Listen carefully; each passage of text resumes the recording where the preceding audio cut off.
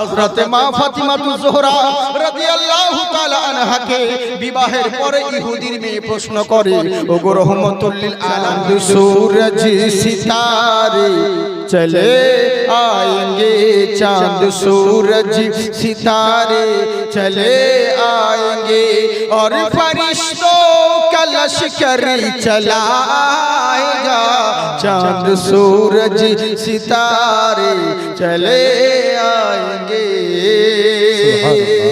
चांद सूरज सितारे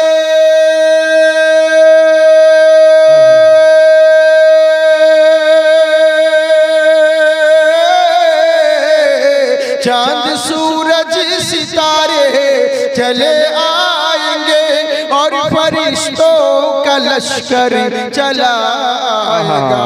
हुक्म मेरे नबी का अगर हो गया, हुक्म मेरे नबी का अगर हो गया तो आसमां भी ज़मीन पर चला आएगा, चांद सूरज सितारे चले आएंगे। मोहब्बत बोले सुभान अल्लाह, सुभान अल्लाह। एक यहूदी की बेटी ने ताना दिया, तेरे वालिदीन तुझको बता क्या दिया। हजरत माँ फातिमाতুজ জোহরা রাদিয়াল্লাহু তাআলা আনহাকে বিবাহের পরে ইহুদির মেয়ে প্রশ্ন করে, ওগো রহমাতুল লিল আলামিনের মেয়ে, তোমার আব্বা হলো দোনো জাহানের মালিক ও মুক্তার, তোমার আব্বা হলো সরওয়ারে দো আলাম, আলামের আম্বিয়া, তোমার আব্বা হলো সমস্ত নবীগণের নবী, তোমার আব্বা হলো দোনো জাহানের মালিক ও মুক্তার, এত বড় পয়গম্বর তোমার আব্বা, এত বড় নবী তোমার আব্বা, তো তোমার বিবাহের জন্য কি দিয়েছে বলো? দেখো আমার বিয়েতে আমার আব্বা কত কিনা দিয়েছে, আর তোমার বিয়েতে কিছুই দেখছি না। তুমি এত বড় পয়গম্বরের মেয়ে, এত বড় রাসূলের মেয়ে, অথচ তোমার বিয়েতে কি দিয়েছে বলো? মা ফাতিমাতুজ জোহরা রাদিয়াল্লাহু তাআলা আনহা উনি ইহুদির মেয়ের প্রশ্নের উত্তর মাথা নত করে কত সুন্দর দিচ্ছে দেখুন। একবার মোহাব্বতে বলে সুবহানাল্লাহ।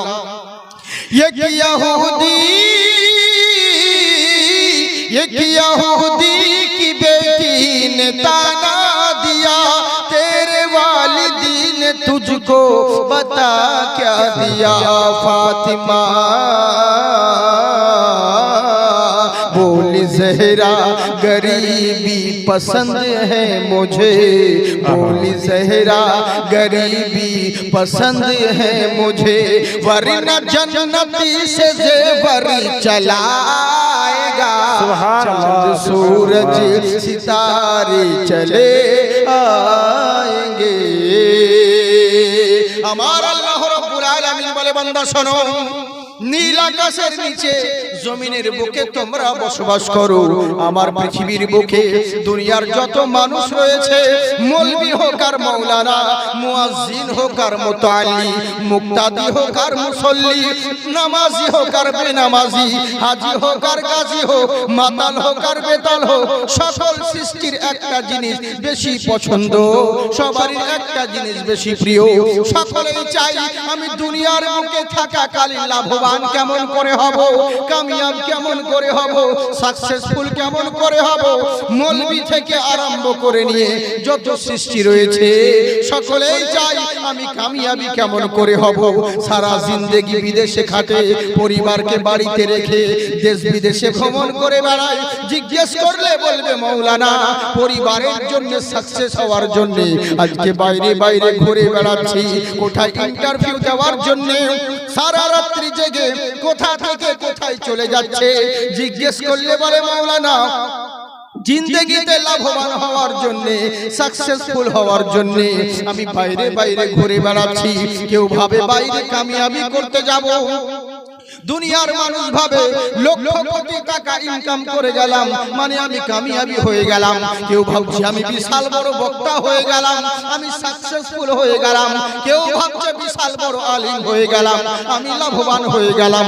কেউ ভাবছে ভালো ঘরে মেয়ের সম্বন্ধ দিলাম মানে আমি লাভবান হয়ে গেলাম। কেউ ভাবছে আমার ছেলে চাকরি করে ভালো বেতন পায় মানে আমি কামিয়াব হয়ে গেলাম। মোটা খাই মোটা পড়ি রাস্তার ধারে তিনতলা বিল্ডিং করি তার মানে আমি লাভবান হয়ে গেলাম, আমি কামিয়াবি হয়ে গেলাম। কিন্তু আসল কামিয়াবি কাকে বলে কোন মোল্লা জানার চেষ্টা করলো না। এরা ভাবছে ধন দৌলত হলে কামিয়াব হওয়া যায়, টাকা পয়সা হলে কামিয়াবি হওয়া যায়, বিজনেসম্যান হতে পারলে কামিয়াব হওয়া যায়, ভালো চাকরি পেতে গেলে কামিয়াব হওয়া যায়। দুনিয়ার মানুষ শুধু এটাই ভাবে, কিন্তু কামিয়াবি কাকে বলে একবার আল্লাহকে তো জিজ্ঞাসা করো। ওগো রব্বুল আলামিন ইয়া আকরামাল আকরামিন, মাবুদ গো তুমি বলো কামিয়াবি কাকে বলে, তুমি বলো লাভবান কাকে বলে। আমার আল্লাহ বলছে বান্দারে ধন দৌলত টাকা পয়সা ওর নাম কামিয়াবি নয়। ওরকম ধন দৌলত তো ফেরাউনকেও দিয়েছি, ওরকম ধন দৌলত তো নমরুদকেও দিয়েছি, ওরকম রুতবা আমি সাদ্দাতকেও দিয়েছি। তার মানে এগুলো থাকলো বলে মনে করিও না তুমি লাভবান হয়ে গেলে, কামিয়াব হয়ে গেলে কখনো মনে করো না। তাহলে আল্লাহ কামিয়াবি কাকে বলে? আমার আল্লাহ বলে বান্দা শোনো, প্রকৃত কামিয়াব কারা, সাকসেসফুল কারা, লাভবান কারা? কোরআন বলতে আছে ফামান তাবিয়া হুদায়া, যারা হেদায়েত পেয়ে গেল তারাই প্রকৃত লাভবান হয়ে গেল। সুবহানাল্লাহ সুবহানাল্লাহ। বুঝতে পারছেন? আমি স্পিডেও বলি এবং জোর করে বলি, বুঝলেন তো? হ্যাঁ, এবার বুঝতে পারছেন তো কেন বেশি টাইম বলি না? কারণ ওই যে শুরু করব ধরুন সালাম দেওয়ার পরে লম্বা খুতবা আলহামদুলিল্লাহ নাহমাদুহু ওয়া নাস্তাইনুহু ওয়া নাস্তাগফিরুহু, তারপরে সে লম্বা দরুদ আমরা আছি বলতে বলতে আল্লাহুম্মা সাল্লি আলা তিনবার চারবার দরুদ হয়ে গেল। হ্যাঁ, সালাম হকারি করতে আধা ঘন্টা শেষ, পজ করব কখন? বুঝলেন? এই জন্য আমি সময় নষ্ট করি না, কারণ সময় খুব মূল্যবান জিনিস, বুঝলেন তো? জলসা আগামী কালকেও হবে, জলসা আগামী কালকেও হবে, আরো কত হয়েছে, আরো আল্লাহ পাক বাঁচিয়ে রাখলে আরো কত জলসা করবে, বুঝতে পারছেন? কিন্তু ইনশাআল্লাহ এই বান্দাকে মনে রাখতে হবে। আমি প্রত্যেক জায়গায় জলসা করতে গিয়ে বলি তোদেরকে 5 বছর কেন 10 বছর চ্যালেঞ্জ দিলাম, কর, ঘুরিয়েছে আবার আমাকে দাওয়াত করবি, বুঝলেন? তো এই হচ্ছে ব্যাপার। হ্যাঁ, তো আল্লাহ পাক এক একজনকে এক একটা কোয়ালিটি দিয়েছে। আমার প্রত্যেক সুন্নি ওলামা হচ্ছে এক একটা ফুল, আর এক একটা ফুলের এক এক রকম খুশবু, বুঝেছেন তো? এই হচ্ছে ব্যাপার। তো যার জন্য কিন্তু সমস্যা হয়ে গেছে কি আজকে আমার উপর ভার পড়ে গেছে বেশি, মানে আজকের দিনে বক্তা ওই লোকাল বক্তাই সব চলছে। আমিও সেই পরিচিত বক্তা, আমার আগে যিনি বললেন উনিও সেই পরিচিত বক্তা, কিন্তু যত মাহিন্দ্রা ট্রাক্টর বক্তা সব একদিনে দিয়ে দিয়েছে কালকে, বুঝেছেন? মতিউর রহমান সাহেব তো আসবেই, উনার কথা বাদ দিলাম, উনার তুলনা তো হয় না। দেখেন বাংলাদেশের বক্তা আছে মুফতি জুবায়ের সাহেব আছে, যিনি পশ্চিমবঙ্গের মাহিন্দ্রা ট্রাক্টর বক্তা, মানে সবগুলোকে একদিনে দিয়ে দিয়েছে। এই হচ্ছে ব্যাপার। তার মানে বুঝেন যে কালকে কি রকম খেলা হবে। হ্যাঁ, আজকে শুধু টাইম পাস, চারটি স্বরূপ আপনাদেরকে মিডিলে বলছি, বিরক্ত করছি, বেশিক্ষণ করব না, যেহেতু আগামী কালকে আপনাদেরকে মেন প্রোগ্রাম শুনতে হবে। তবে একবার মহব্বতের সহিত সুবহানাল্লাহ বলে, মানে এমনি করলে লোকে ভাবছে হয়তো পয়সা চাইবে নাকি, পয়সা চাইছি না। হ্যাঁ, আমি অত বিহায়াও নয়, মাদ্রাসার জালসা কালেকশন হ্যাঁ দিতে হবে, যার ইচ্ছা হবে আপনারা দিবেন, কিন্তু আমি অত বিহায়া নয় যে আপনাদের কাছে বারবার চাইবো, হয়তো 5-6 বার বলবো, হ্যাঁ, কিন্তু অতবার বিরক্ত করবো না, অসুবিধা নেই। হাত উঠিয়ে বলেন আল্লাহু আকবার। তাই আমার আল্লাহ বলে বান্দা শোনো, দুনিয়ার মানুষ তোরা কামিয়াবির পিছনে ছুটে বেড়াও, কিন্তু কামিয়াবি কাকে বলে এবার তো বুঝতে পারলে। যারা হেদায়েত পেয়ে গেল তারাই প্রকৃত কামিয়াব হয়ে গেল। বলে হেদায়েত কি জিনিস, হেদায়েত কোথায় পাওয়া যায়, হেদায়েত পেলে পরে কি হওয়া যায়? আমার আল্লাহ বলে শোনো, যদি তুমি হেদায়েত হয়ে যাও ফালা খাউফুন আলাইহিম ওয়ালা হুম ইয়াহজানুন, তোমার ইহ জগৎ না পর জগৎ কোথাও ভয় হবে না, আমি আল্লাহ তোমার জিম্মা নিয়ে নিব।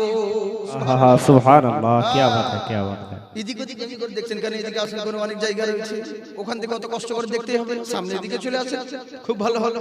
হ্যাঁ, মোবাইলে দেখছে এমনি করে, ওইটাই তো, হ্যাঁ ওইটাই, কোথাও পাগড়ি পরি কোথাও টুপি পরি, একটাই মাল, নকল এখনো হয়নি। হ্যাঁ, জি জি জি, তো চিন্তার কোনো কারণ নেই, ওটাই আছে, অরিজিনালটাই আছে। মহব্বতে ভালো করে শুনুন বাবজি সোনা মুখে আমার, কত সুন্দর কথা বলছি দেখুন। হেদায়েত পেয়ে গেল যারা, তারা লাভবান হয়ে গেল। আচ্ছা বলুন তো দেখি, হেদায়েতের মালিক কে? আল্লাহ।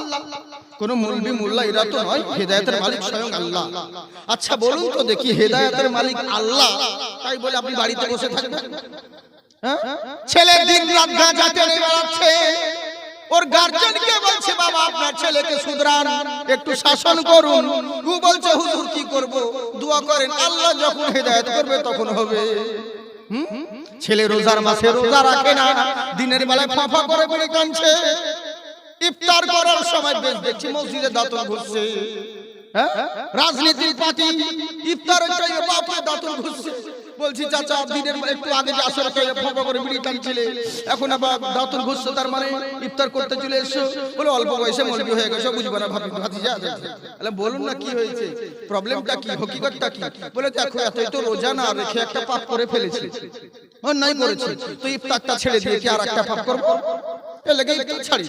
মানে যুক্তি দিচ্ছে দেখুন। হ্যাঁ, জিজ্ঞেস করলে বলে হুজুর আল্লাহ হেদায়েত যখন করবে তখন হবে। জুম্মার নামাজ পড়ে না, রোজাও রাখে না, তারাবিও পড়ে না। জিজ্ঞেস করলে গার্জিয়ানকে বললে বলে হুজুর আল্লাহ যখন হেদায়েত করবে তখন হেদায়েত হবে। হবে তুই হেদায়েত তোর মামার বাড়ির আবদার পেয়েছি যে তোর ঘরে ঢুকে আল্লাহ হেদায়েত করবে, তোর মতন বান্দা এলেই বাকি, না এলেই বাকি, এতে কোনো যায় আসে না। এলে তোমার ভালাই হবে, না এলে তোমার খারাপই হবে, এতে আল্লাহর কোনো যায় আসে না। কিন্তু আমার আল্লাহ একটা অপশন দিয়েছে, কি? আমি হলাম হেদায়েতের মালিক, তাই বলে আমার দায় পড়েনি, আমার মজবুরি নয় কাউরির ঘরে ঢুকে হেদায়েত করতে হবে। তবে হ্যাঁ, তুমি যদি আমার দিকে হেদায়েতের উদ্দেশ্যে এক ধাপ এগিয়ে আসো, আমার কুদরত তোমার দিকে 10 ধাপ এগিয়ে যাবে। সুবহানাল্লাহ, সুবহানাল্লাহ। কিন্তু তোমাকে আসতে তো হবে, বাড়িতে বসে থাকলে হবে না। কিন্তু হেদায়েত যদি পেয়ে যাও তোমার ভয় হবে না, না ইহ জগৎ না পর জগতে, কারণ আমি আল্লাহ তোমার জিম্মা নিয়ে নিব। আমি আল্লাহ জিম্মা নিয়ে নিব। কি দিই নাই বল, আজকে পেট্রোলের খনি দিয়েছি তোদের পাততলায়, আজকে সোনার খনি তোদের পাততলায়, আজকে ডিজেলের খনি তাও তো দিয়েছি মুসলমান তোদের পাততলায়, গ্যাসের খনি ওটাও দিয়েছি মুসলমানের পাততলায়, দামি দামি খনিজ দ্রব্য যা কিছু দিয়েছেন আল্লাহ মুসলমানের পাততলায়, কোন কাফেরের পায়ের নিচে দেয় না। এখানেই তো আল্লাহ বোঝাতে চাইছেন বান্দারে তোদেরকে সবই দিয়েছি জগৎকে নেতৃত্ব দেওয়ার জন্য, যা যা প্রয়োজন লাগে আমি আল্লাহ সবই দিয়ে দেব। শর্ত হলো একটা, তোরা শুধু আমার গোলাম বেনে যা, সারা জগৎকে তোদের গোলাম বানিয়ে দেব। আহা সুবহানাল্লাহ। তোরা শুধু আমার হয়ে যা, দেখবেন সবাই তোদের হয়ে গেছে। কিন্তু আমাদের মতন কাজ কিছু হয় না, আমরা ভাষণ তো দিই কিন্তু কাজ হয় না, কারণ আমরা তো নিজেই হেদায়েত না। বুঝলেন, আমরা তো নিজেই হেদায়েত হই না, কি হেদায়েত করব? প্রবলেম তো এটাই। আমাদের সবাই যে যখনকার জলসা শুনে নিব, বাস ওখানেই লুঙ্গি তুলে ছেড়ে দেবেন, আর নয়। বুঝেছেন, আজকে জলসা তলায় মা বোনেরাও আছে, আপনারাও আছে, তাই মা বোনকে আমি অনুরোধ করব চাচামেচি করবে না, আর তোমরা জলসা শোনো। কিন্তু ওরা সব চাইতে, আপনাদের চাইতে মেয়েরা প্রত্যেক জায়গাতেই বেশি শ্রোতা, মেয়েরা প্রত্যেক জায়গাতেই বেশি থাকে। ও পঞ্চরস বলুন, লোটো গান বলুন, আর যাত্রাপালা বলুন, অর্কেস্ট্রা বলুন, জলসা বলুন, সব জায়গাতে ওরা বেশি থাকে এগিয়ে। কিন্তু ওরা যেমন বেশি শোনে কিন্তু বেশি ভুল বুঝে, আবার ভুলও বেশি ওরাই বোঝে। হ্যাঁ, আপনারা শুনেছেন হয়তো ইন্টারনেটে আমি বলেছিলাম বাংলাদেশে যে আল হায়াউ নিসফুল ঈমান, কারণ রাস্তাঘাটে দিয়ে রাস্তা দিয়ে যাচ্ছে বক্তা, আসছি গো উদুম হয়ে বেরিয়ে বেড়াচ্ছে, কোনো ক্ষতি নাই, কোনো ব্যাপার নাই, বেপরদা হয়ে ঘুরে বেড়াচ্ছে, হায়া নাই লজ্জা নাই, ধাক্কা লেগে যাচ্ছে যখন তখন বলছে বক্তা কেন তোর হুঁশ না? চলে যাওয়ার পর বলছে কেমন মাওলানা যে একটু যাচ্ছে একটু বড় সারা শব্দ নাই কেন, মৌলবীকে অ্যাসিস্ট্যান্ট নিয়ে ঘুরবে নাকি মাইক নিয়ে? মামন এখন হুজুর বেরোচ্ছে, যারা উদাম হয়ে আছে এখন ঢাকো, কেন তোর হুঁশ না? তোকে হুজুরকে দেখে উদাম ঢাকতে হবে, পর্দা করতে হবে। এলাকে বলেছিলাম যার লজ্জা শরম নেই তার ঈমান নেই, আর যার লজ্জা শরম আছে তার ঈমান আছে। যেখানে জালসা ছিল, যে বাড়িতে থাকতে দিয়েছিল, ওখানকারই একটা মেয়ে যাই হোক এসে বলছে, হুজুর বলে কি, বলে আমার ঈমান আছে। বললাম কেন? ঈমান থাকলে তো ভালো জিনিস। বলে আমার খুবই ঈমান। বলে কেমন? বলে আপনি বললেন না যার লজ্জা শরম আছে তার ঈমান আছে, আমার কিন্তু ভীষণ লজ্জা শরম, তার মানে আমার ঈমান আছে। বলে হ্যাঁ নিশ্চয়, তোমার যদি লজ্জা শরম থাকে তাহলে তো ঈমান আছে। আচ্ছা বোন বলো তো দেখি তোমার কিসের লজ্জা? বলে হুজুর আমাকে বোরখা পড়তে খুব লজ্জা লাগে, বোরখা পড়তে ভীষণ শরম লাগে। আচ্ছা বলুন ওটা ঈমানি লজ্জা হলো না শয়তানি লজ্জা হলো? ওকে কোন লজ্জার কথা বলেছিল, কি লজ্জা শুনে বসে আছে? এলেগে বলছি মা বোন তোমরা ভুল শোনো না, কলজের টুকরা তোমরা খুব ভালো বুঝতে পারছি, হ্যাঁ তবে একটু মনোযোগ সহকারে শোনো, ইনশাআল্লাহ অসুবিধা হবে না। মহব্বতের সঙ্গে একবার হাত উঠিয়ে বলেন আল্লাহু আকবার। সবাই উঠাচ্ছেন না কেন? দুই হাত তুলে আল্লাহকে দেখান, বলেন আল্লাহু আকবার।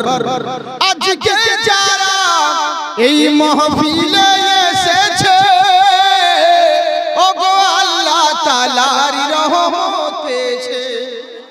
আল্লাহ क्या बात है, क्या बात। এরই লেগে গজলটা বলছি যেন সবাই বুঝতে পারে অরিজিনাল জাকির এসেছে, বুঝলেন তো? মহব্বতে বলেন সুবহানাল্লাহ। দূরি করিতে এলো, দূরি করিতে এলো এতিম দুঃখীর জ্বালা, এলো মক্কায় মোদের নবী কামলিওয়ালা। সুবহানাল্লাহ क्या बात। একবার মহব্বতে সবাই বলেন সুবহানাল্লাহ।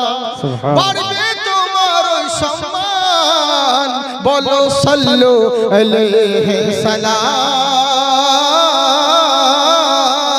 বলো সাল্লু আলাইহি সালাম। বাতাসের টানে টানে কোকিলের গানে গানে ভাসে শুধু নবীর নাম, পড়ো সাল্লু আলাইহি সালাম, বলো সাল্লু আলাইহি সালাম।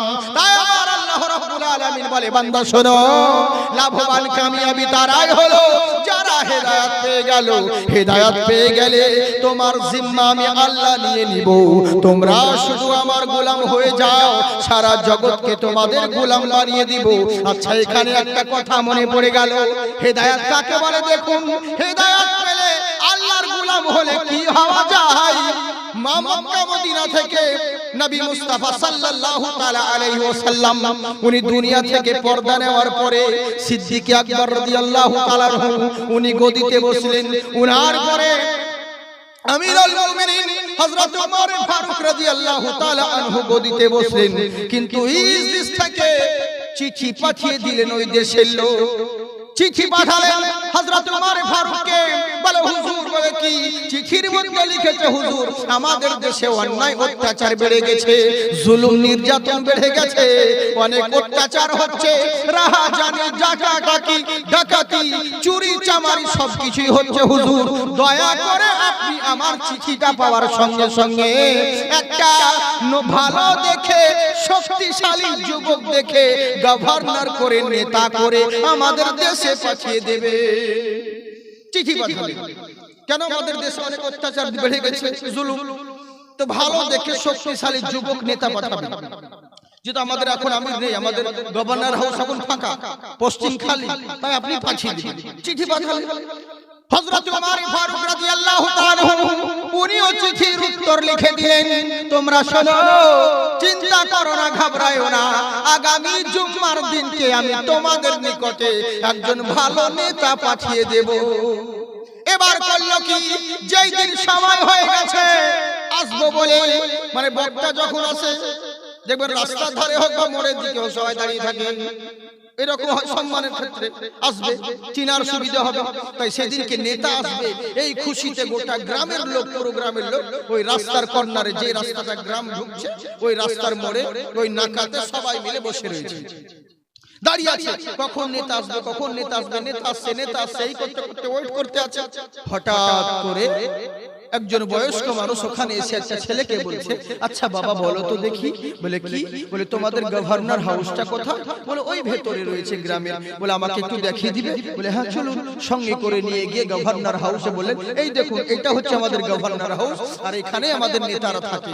উনি তখন বলছেন, আচ্ছা বলো তো বাবা, ওই গ্রামের মোড়ের বাইরে দেখলাম রাস্তাতে অনেক লোকজন তোমাদের, ওরা কি করছে ওখানে? বলে আজকে আমাদের নেতা আসবে তো মদিনা থেকে, এরই জন্য সবাই ওখানে ওয়েট করছে, তিনার ওয়েলকাম জানানোর জন্য ওখানে দাঁড়িয়ে আছে। বলছে বাবারে তোমরা ওদেরকে গিয়ে বলে দাও তোমরা যেই নেতার জন্য অপেক্ষা করছো আর অপেক্ষা করতে হবে না, ওই নেতা অলরেডি আগেই চলে এসেছে।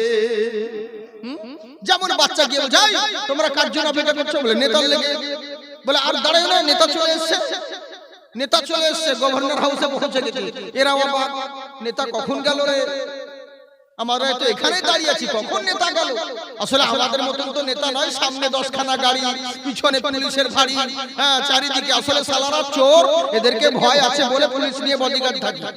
ফাঁকাতে বেরো তবে জানবো বাবার ছেলেকে, বাবার বেটাকে মতো, বুঝলে? তো এরকম তো নেতা নয় যে সাইরেন পুপা পুপা পুপা পুপা করতে করতে আসবে, মানুষকে হয়রানি করে কষ্ট করে, সেটা তো নয়, বুঝলেন? ইসলামিক নেতাদেরকে ফলো করুন, তাহলে আপনার জীবন চরিত্র বদলে যাবে, ইহ জগৎ এবং পরজগতে কামিয়াবি হবে। দুনিয়ার মোল্লাকে দেখে ফলো করে লাভ নেই, রাসূলুল্লাহর নেতাবিদ দেখে ফলো করুন। ইসলামিক নেতা কেমন হয়? এরা সবাই অপেক্ষা করলো কখন আমার নেতা চলে গেল, নেতার লেগে বসে আছি, নেতা ঢুকে গেছে, চলো দেখি গভর্নর হাউসে। সমস্ত লোকজন এসে এবার গভর্নর হাউসের সামনে এসে হাজির হলো। দেখছি একজন বয়স্ক মানুষ দাঁড়িয়ে আছে। বলে আসসালামু আলাইকুম। ওয়ালাইকুম আসসালাম। মারান্তা হুজুর আপনি কে? বলে আমি হলাম তোমাদের আমিরুল মুমিনিন, আমাকে মদিনা থেকে উমারে ফারুক পাঠিয়েছে তোমাদের নেতা হিসেবে, নেতা করে পাঠিয়েছে। এরা অবাক হয়ে গেল, যারা চিঠি লিখেছিলে গ্রামের মোড়ল মতব্বরা, মন খারাপ হয়ে গেল। আরে বলেছিলাম কি আর হলো কি? এতবার চিঠিতে লিখেছিলাম আমাদের দেশে অত্যাচার হয়ে গেছে, জুলুম নির্যাতন বেশি, ডাকাতি মারামারি বেশি, খুন খারাপি লম্পট বেশি হয়ে গেছে। তাই আপনি যুবক দেখে শক্তিশালী নেতা পাঠাবেন। এরকম বয়স্ক লোককে পাঠিয়েছে যে নিজেই তো ঠিক মতন দাঁড়াতে পারে না, লাঠির ভর করে আছে। একে কেন পাঠানো হলো? কিন্তু মন খারাপ করতে আছে, মাথা নিচু করে আছে। অবশেষে মনে করলো না না না, আমাদের আমিরুল মুমিনিন যখন পাঠিয়েছে নেতা করে, এই নেতাকে তো মানতেই হবে, মেনে নিতেই হবে। সবাই বলল হুজুর আপনি যখন নেতা হয়ে এসেছেন আপনাকে আমরা সবাই নেতা মনে করে মেনে নিলাম। আচ্ছা বলুন। বললে শোনো, নেতা মনে করলে ঠিকই, কিন্তু আজ থেকে আমার কড়া নির্দেশ, আবার কথা শুনতে হবে। বলে বলেন হুজুর কি বলতে চান? বলে আজ থেকে তোমরা এশার নামাজ পড়ে যে যার নিজের বাড়ি চলে যাবে, ফজরের আযান দেবে, তারপরে বাড়ি থেকে বের হবে।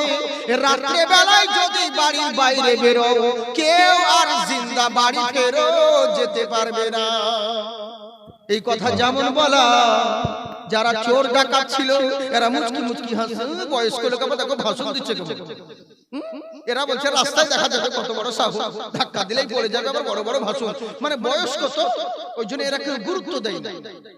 বয়স্ক লোক বলে কেউ গুরুত্ব দেয় না, কিন্তু এরা তো জানে না যে বয়স্ক হলে কি হবে। ইমানি পাওয়ার যার রয়েছে, সব থেকে বড় হাতিয়ারের নাম হচ্ছে ইমান, বুঝলে? ইমানি পাওয়ার যদি থাকে কোনো বেটা কিছু করতে পারবে না। কিন্তু বয়স্ক দেখেও কি ভালো কি হবে? আর বয়স্ক মানুষ কি কিন্তু জানে না, জোরে জানিস না যে সব থেকে পাওয়ার হচ্ছে ইমান। তাদের কাছে কিছু না থাকতে পারে কিন্তু ইমান আছে। হ্যাঁ, বনি ইসরাইলের কওমের একটা ঘটনা আছে, আপনারা হয়তো নেটে শুনেছেন মনে হয়, বহুত পুরাতন কথা। মানে শিক্ষার লেগে বলছি আপনাকে 2 মিনিট। বনি ইসরাইল কওমের এরকম একজন আবিদ বান্দা ছিলেন, কিন্তু কেমন ছিলেন? প্রত্যেক দিন আল্লাহর ইবাদত করতেন। দিনের বেলায় কি করতেন জানেন তো? কাট কাট, দিনের বেলায় কাট কাটতেন, আর রাত্রে বেলায় আল্লাহর ইবাদত করতেন। রাত্রে বেলায় ইবাদত করতেন। তো উনি দেখছেন ওর গ্রামে এলাকায় একটা গাছে সবাই পূজা করছে, গাছের মধ্যে সবাই পূজা করছে। মনের ভিতরে রাগ হয়ে গেল, দুঃখ হয়ে গেল। হাত্তেরিকা, আল্লাহর জমিনে থাকছি, আল্লাহর নিয়ামত ভোগ করছি, আল্লাহর খাচ্ছি পড়ছি, আর আল্লাহকে বাদ দিয়ে এরা গাছের পূজা করছে কেন? মনটা খারাপ হয়ে গেল, মনটা খারাপ হয়ে গেল। তো মনে মনে চিন্তা করলাম আমি এক কাজ করি, কাকে বা নিষেধ করবো, কি আমার কথা শুনবে? সবাই তো আমি বয়স্ক বলে তো কেউ গুরুত্বই দিবে না। আমি তো গরিব মানুষ, আমার কথা কেউ গুরুত্ব দিবে না, অ্যাভয়েড করে দিবে। তার মানে এক কাজ কর, কাউকে বলবো না, সোজা গিয়ে গাছের গোড়া কেটে দিবে, শিরক করা বন্ধ হয়ে যাবে। সোজা উপায়, রাস্তা। আমার কথা বুঝতে পারছেন তো বাবজি আপনারা? মাইকের কারণে হোক, অন্য কারণে হোক, সব ঠিক কথা বুঝতে পারছেন তো? প্রবলেম হয় না তো? বুঝতে পারছেন সবাই? হ্যাঁ, তাহলে ঠিক আছে। জি বলবেন। এবার করলো কি, ইনি তাই করলো যে গাছের গোড়ায় কেটে দেব, এই বলে ইনি চলে গেলেন। যে দেখি আজকে মানবই না, কাঁধে কুড়াল নিয়ে চললো গাছ কাটতে। সামনে শয়তান দাঁড়িয়ে গেছে মানুষের ভেষ ধারণ করে। ওই কোথায় যাচ্ছ? বলে কেন? দেখছো না আল্লাহর জমিনে থাকছি, আল্লাহর খাচ্ছি পড়ছি, আর আল্লাহকে বাদ দিয়ে গাছের পূজা করছে। এই লেগে আমি দেখলাম কাকে নিষেধ করবো, গাছটাকে কেটেই ফেলবো। শয়তান বলছে আমি যেতে দেবো না, আমি যেতে দেবো না। আর ই বলছে না আমি যাবো, আমি যাবো, গাছটাকে কেটেই ফেলবো। শয়তান বলছে যেতে দেব না, এরি বলছেন না আমি যাবো, গাছটাকে কেটেই ফেলবো। অবশেষে শয়তান বলে ঠিক আছে, তুমি যদি গাছ কাটতে যাও আগে আমার সঙ্গে কুস্তি করো, লড়াই করো। যদি তুমি জিতে যাও তাহলে গাছ কাটতে যাবে, আর যদি হেরে যাও তাহলে গাছ কাটা হবে না, বাড়ি যেতে হবে। বলে ঠিক আছে কর কুস্তি। আচ্ছা আপনাদের কি মন বলে, শয়তানের সঙ্গে মানুষ কি পারে? না, কিন্তু ইমানি শক্তি যদি থাকে সব সম্ভব আছে। বলে করো কুস্তি। কুস্তি আরম্ভ হয়ে গেল। একবার যখন কুস্তি আরম্ভ হয়ে গেল, আল্লাহু আকবার, আল্লাহু আকবার, শয়তানকে চিৎ করে জমিনে ফেলে দিয়েছে। ওর বুকের উপরে আল্লাহ ওয়ালা আবিদ বান্দা উঠে দাঁড়িয়ে গেছে, উঠে দাঁড়িয়ে গেছে। শয়তান বলছে মানবো না, আরেকবার কর। বলে ঠিক আছে। আবার দ্বিতীয়বার একই কেস। বলে মানবো না, আরেকবার কর। তৃতীয়বার লাস্ট চান্স। আবার শেষ বেলায় আবার কুস্তি আরম্ভ হয়ে গেল। শয়তানকে জমিনে ফেলে দিল, আল্লাহ ওয়ালা আবিদ বান্দা উপরে দাঁড়িয়ে গেল। শয়তান এবার বলছে তুমি তো জিতে গেলে ভাই, এবার কি উপায়? বলে আর তো কথা শুনবো না, এবার আমি সোজা গাছটাকে কেটে ফেলবো। শয়তান তখন এবার কি টুপি দেখাচ্ছে দেখুন, শয়তানের টোপ দেখুন কেমন।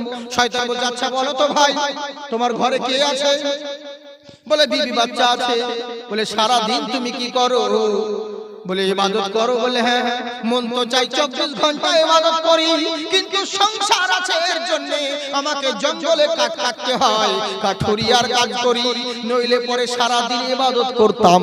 দিনের বেলায় কর্ম করি, রাতের বেলায় আল্লাহর ইবাদত করি। শয়তান বলছে এরই জন্য তো তোমাকে আমি বেশি ভালোবাসি, তুমি এত বড় আবিদ বান্দা, তোমার মতন আমরা তো ইবাদত করতে পারি না। আচ্ছা বলো তো ভাই, বলে কি হয়েছে বলো? বলে তুমি যে গাছ কাটতে যাবে, এত ঝামেলা কেন মাথায় নিচ্ছ? তোমার তো বিবি বাচ্চা আছে, তুমি আজকে গাছটা কেটে ফেলবে, কালকে যদি কেউ জিজ্ঞাসা করে গাছটা কে কেটেছে, আমাকে তো সত্যি কথা বলতে হবে। আমার মুখে দাঁড়িয়ে আছে, আমি তো মিথ্যে কথা বলতে পারবো না। শয়তান কেমন টোপ দিয়েছে দেখুন, আমি তো মিথ্যে কথা বলতে পারবো না, আমিও তো মুসলমান, তোমার নাম বলে দিব, ওরা এসে তোমাকে মেরে দিবে, তোমাকে মেরে দিবে। তুমি মরে গেলে তোমার বিবি বাচ্চাদেরকে কে দেখবে বলো? এরকম ঝামেলা মাথায় নিও না, যে যা করছে তাকে করতে দাও, তুমি শান্তিতে আল্লাহর ইবাদত করো। আচ্ছা বলো তো দেখি, আজকে তোমাকে একটা সুযোগ দিলাম, অন্য কেউ হলে বলতাম না, তুমি আবিদ বান্দা, তোমাকে ভালোবাসি বলে বলতে আছি। বলে বলো কি বলতে চাও? বলে আজ থেকে তোমাকে আর গাছ কাটতে হবে না। বলে তাহলে আমার সংসার চলবে কেমন করে? বললে শোনো, আজ থেকে গাছ কাটতে হবে না, 24 ঘন্টা তুমি ইবাদত করবে। তোমার বাড়ির মধ্যে প্রত্যেক দিন আমি 2টো করে দিরহাম তোমার বাড়িতে পৌঁছিয়ে দেব। একটা দিরহামে তোমার সংসার চলে যাবে, আর একটা দিরহাম তোমার জমা থেকে যাবে। কি করবে বলো? যেমন এই কথা শোনা দেখছে ভালো করে অফার পেয়ে গেলাম, বাস শয়তানের টুপিতে ইপ্লোভনে কিন্তু পড়ে গেল, কুড়াল নিয়ে বাড়ি চলে গেল। তাই হবে ভাই, কুড়াল নিয়ে বাড়ি ফেরত চলে গেছে। আর আল্লাহ রাসূল তো এটাই ভয় করেছিলেন, বলেছিলেন আমি ভয় করি না কিয়ামতের পূর্বে আমার উম্মতেরা মুশরিক হয়ে যাবে, তবে হ্যাঁ এরা দুনিয়ার শিরকে মুবতলা হবে না, মুশরিক হবে না, কিন্তু এরা দুনিয়ার মোহে পড়ে যাবে, টাকা পয়সা ধন দৌলত এর পিছনেই এরা সময় কাটিয়ে দিবে। আর বাস্তব আজকে হচ্ছে তাই। দেখুন দুনিয়ার বুকে তাকিয়ে দেখুন, কাকে বলবো দুঃখের কথা, সবাই তো এরকম। দিনের কথা দিন নাই ও সব জানে, বুঝলেন?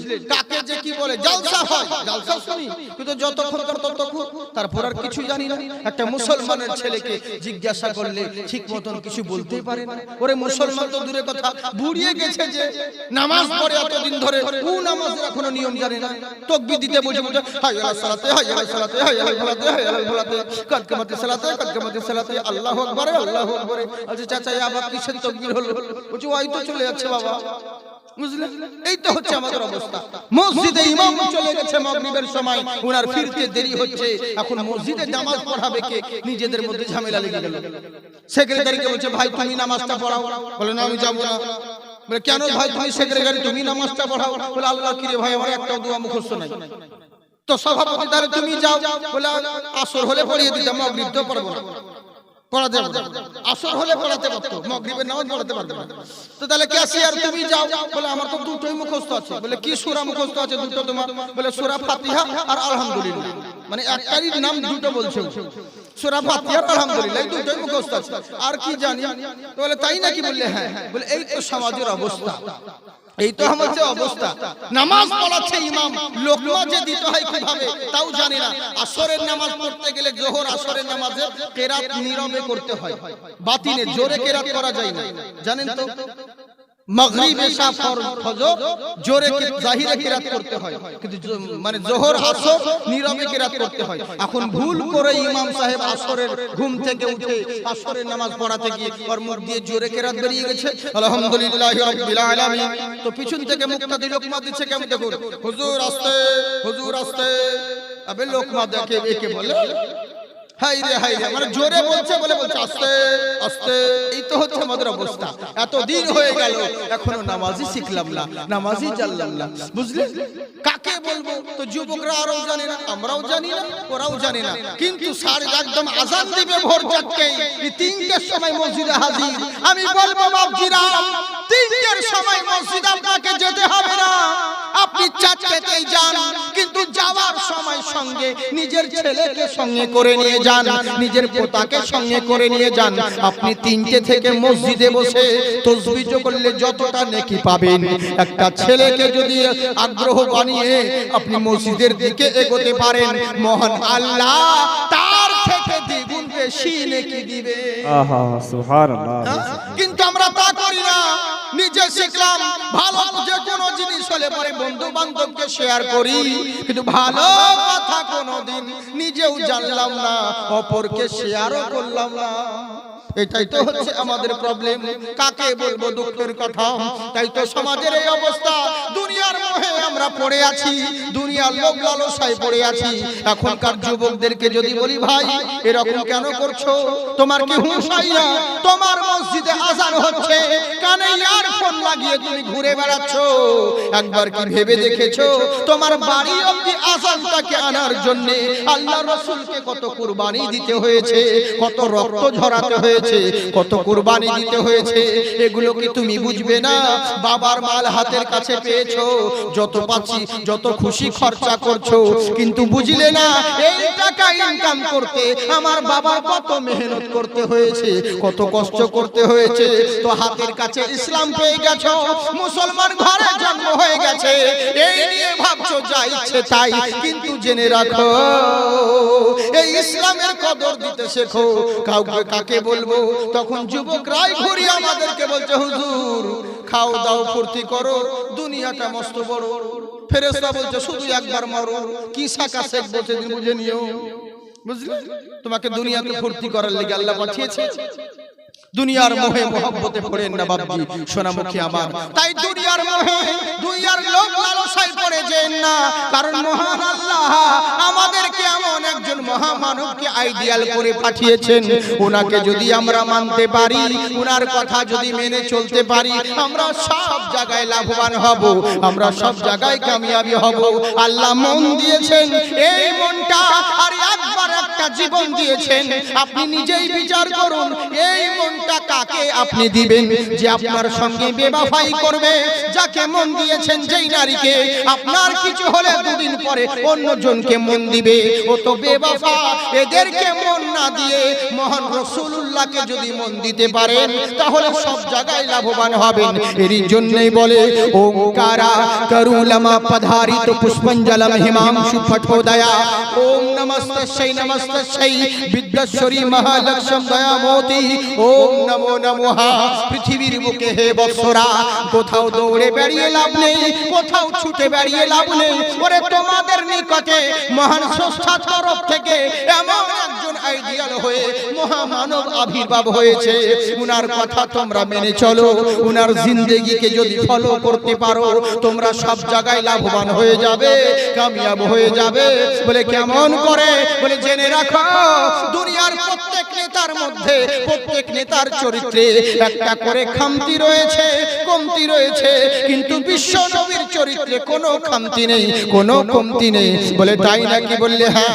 জেনে রাখো, ও অন্তিম মহারিষি উজ্জ্বলম পরম শান্তি জ্ঞানরূপম, পৃথিবীর বুকে অন্তিম মহারিষি তোমাদের নিকটে আবির্ভাব হয়েছে।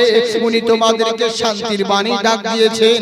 উনার ডাকে তোমরা যদি সাড়া দিতে পারো, তোমরা সব জায়গায় লাভবান হবে। আর নবীর কথা বাদ দিয়ে যদি নিজের মন মতন চলো, এখানেও বরবাদ হবে, ওখানেও বরবাদ হবে। বলে কেমন করে? বলে জেনে রাখো, সব জায়গায় তুমি বরবাদ হবে। নবীর কথা মেনে চলতে পারলে সব জায়গায় তুমি লাভবান হবে। আর যদি মনে করো নিজের ইচ্ছে মতন চলবো, যা খুশি তাই করব, ক্ষমতার জোরে যা ইচ্ছে তাই করে বেড়াবো, মরে যাব, শ্মশানে পুড়িয়ে দিবে, কেসা খতম হয়ে যাবে। গুরু নানক বলছে, কি ভাবছো মরে গেলে কেসা খতম হয়ে যাবে, শ্মশানে পুড়িয়ে দিল মানে সব পাপ মাফ, আর কোনো ভয় নাই? ভুল ধারণা, পারাপ শাস্তি জ্ঞানরূপম অতি ভয়ঙ্কর। জেনে রাখো, মরার পরে যেখানে যাও না কেন, ওই মহান স্রষ্টার দরবারে তোমাকে হাজির দিতে হবে। যারা পরিমাণ যদি অন্যায় করে থাকো, কিঞ্চিত পরিমাণ যদি জুলুম করে থাকো, মরে গিয়ে শ্মশানে পুড়িয়ে দিলেও পরিত্রাণ পাবে না। মহান স্রষ্টার দরবারে তোমাকে হাজির দিতে হবে। এই কারণটা হলো এটাই, যেহেতু ভয়ঙ্কর, তোমার জন্য শাস্তির ব্যবস্থা হবে। এরই লেগে কোরআনে বলেন, কাইফা তাকফুরুনা বিল্লাহি ওয়া কুনতুম আমওয়াতান ফাআহইয়াকুম সুম্মা ইউমিতুকুম সুম্মা ইউহয়িকুম সুম্মা ইলাইহি তুরজাউন। আমার আল্লাহ বলে, বান্দারে কি করে অস্বীকার করো রে, কি করে নাফরমানি করো রে, যে আল্লাহ থেকে তুমি দূরে সরে গেলে, তোমার কোনো অস্তিত্ব ছিল না। যেই বাবা তোমাকে জন্ম দিয়েছে, ওই বাবাও তোমাকে জানতো না। যেই মায়ের গর্ভে তুমি জন্ম নিয়েছো, ওই মাও তোমাকে চিনতো না। তোমার নাম ছিল না, ঠিকানা ছিল না, কোনো পরিচয় ছিল না, কোনো অস্তিত্ব ছিল না। আজকে বিশাল বড় বক্তা হতে পারো, বিশাল বড় ডাক্তার হতে পারো, বিশাল বড় মাস্টার হতে পারো, বিশাল বড় ব্যারিস্টার হতে পারো, কিন্তু তোমার গোড়া দেখো, তুমি তো একটা নাপাক পানির তৈরি, আর তোমার শেষ হবে পচা মাটি দিয়ে। তাই অহংকারের কোনো তোমার উপায় নেই। জেনে রাখো, কি এমন মায়ায় তুমি পড়ে গেলে যে আল্লাহ থেকে দূরে সরে গেলে। বান্দারে জেনে রাখো, ও কুনতুম আমওয়াতান, তুমি একদিন মৃত ছিলে, ফাহিয়াকুম, আমি আল্লাহ তোমাকে জীবিত করেছি।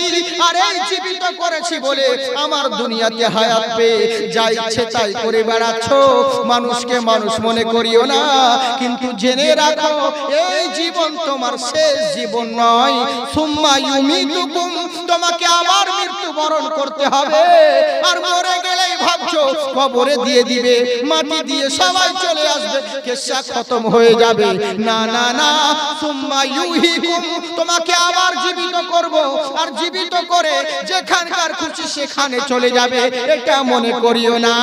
সুম্মা ইলাইহি তুরজাউন, তোমাকে চূড়ান্ত সিদ্ধান্তের জন্য খোদার কাঠ গড়াই হাজির হতে হবে। সুবহানাল্লাহ বলুন।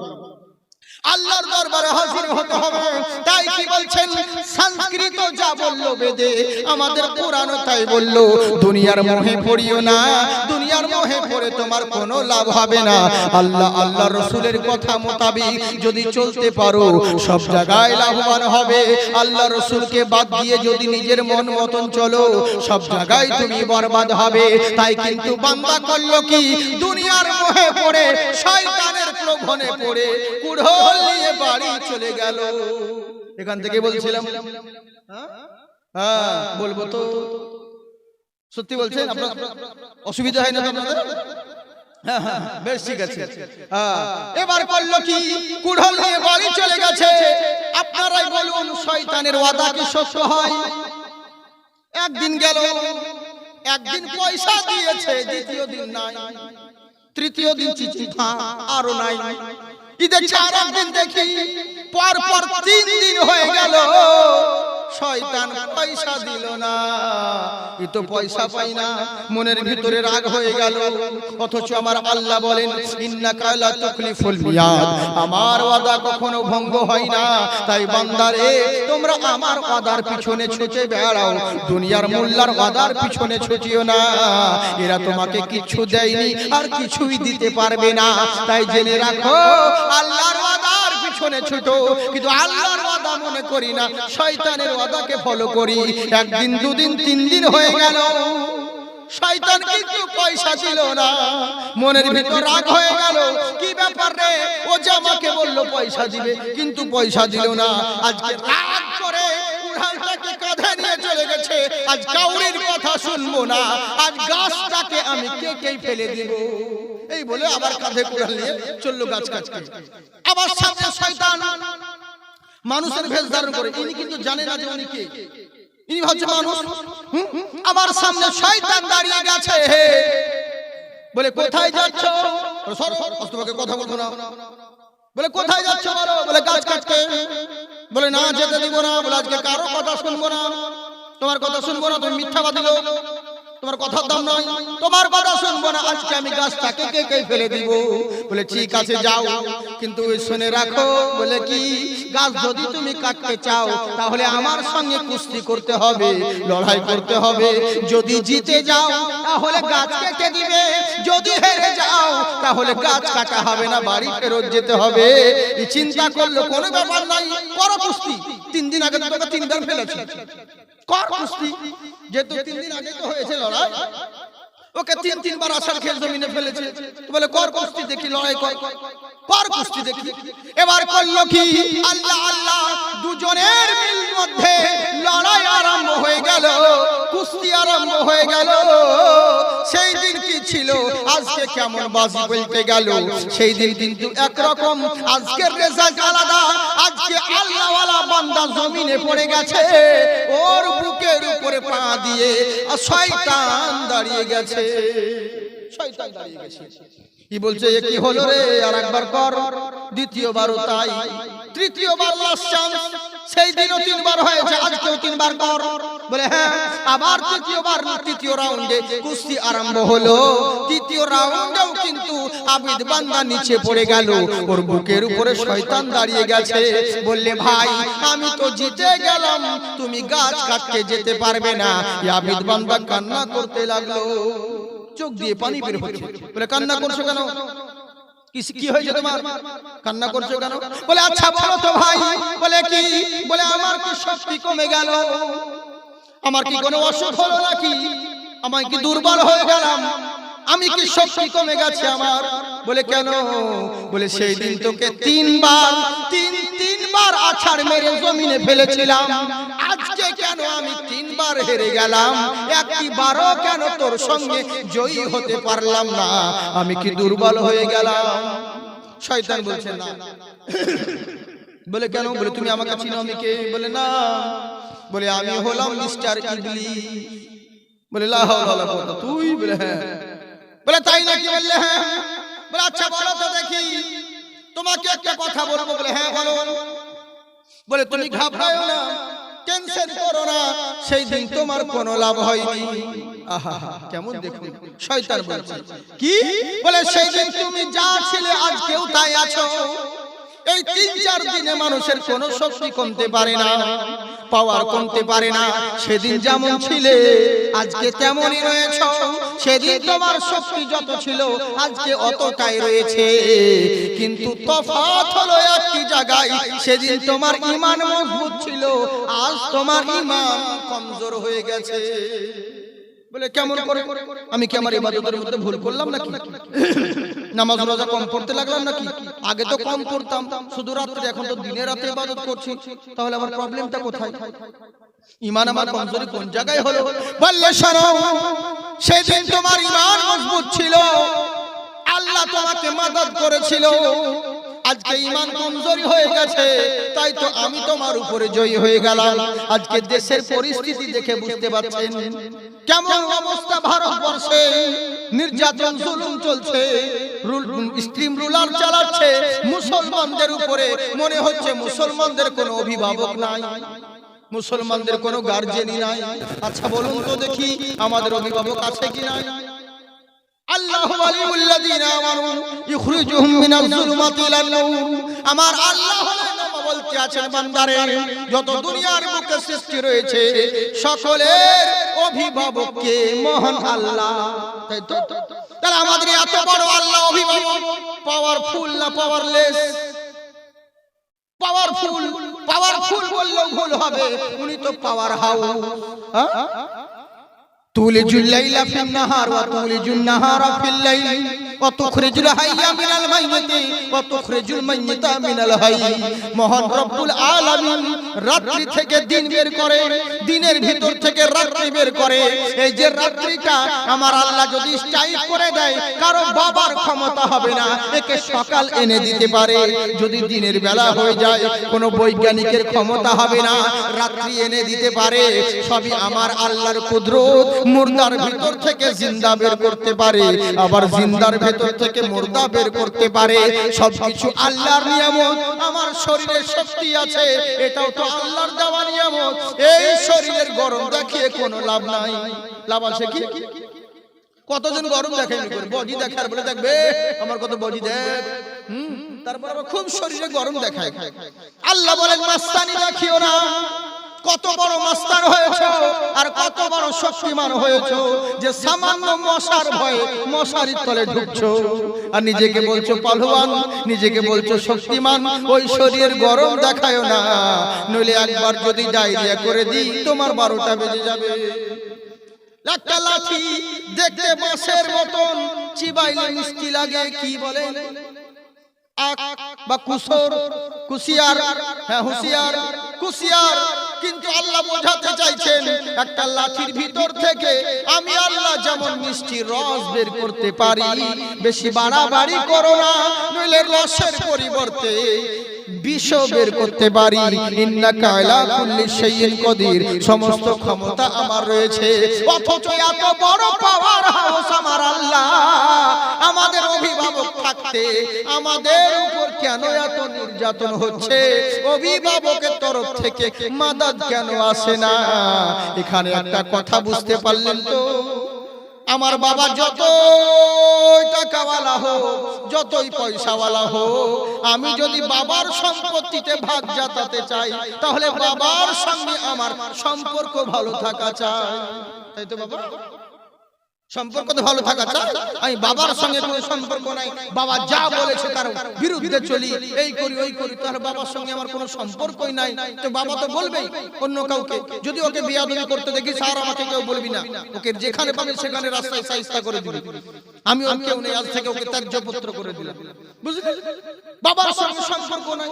বাবার সঙ্গে সম্পর্ক ভালো থাকলে বাবার সম্পদে ভাগ জাতাতে, সবকিছু পেতে বাবার সঙ্গে সম্পর্ক তো রাখতে হবে, তবেই তো তুমি বাবার সবকিছু পাবে।